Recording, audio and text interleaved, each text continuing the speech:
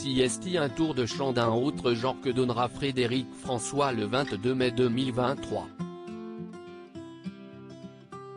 Le chanteur de 72 ans devant le tribunal des prud'hommes de Boulogne-sur-Mer, Nord-Pas-de-Calais, pour faire face à un ancien fan, David, qu'il accuse de l'avoir employé pendant des années sans lui avoir fait signer un contrat de travail ni lui avoir versé le moindre salaire.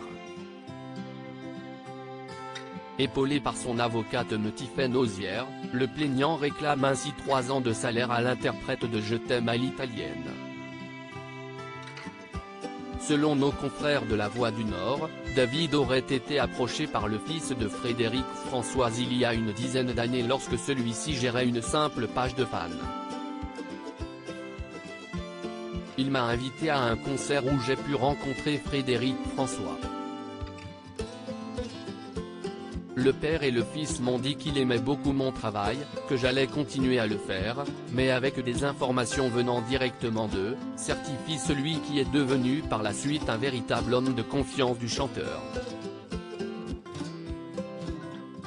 Au-delà de ses prérogatives de fan sur Facebook, David aurait accompagné le mari de Monique Vercotraine dans ses tournées jusqu'à s'impliquer dans la production de l'album en duo, 2022, en organisant les duos avec Woolsey, Benabar, Dave, Adamo. La relation des deux collaborateurs se serait ensuite détériorée. Les proches de Frédéric François contre-attaquent Taxi Est, un autre son de cloche qui se fait entendre du côté de l'accusé. Selon David, l'entourage de Frédéric François le qualifierait de fan parasite. Une critique d'autant plus alimentée par un rôle qui n'était pas clair, même si tout le monde le connaissait.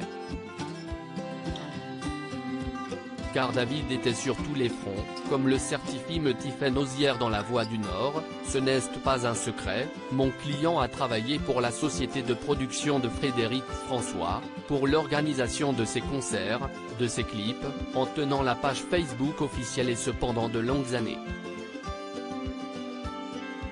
L'avocate ajoute enfin avoir en sa possession des pièces que le tribunal appréciera. Une plainte au pénal a été déposée pour travail dissimulé.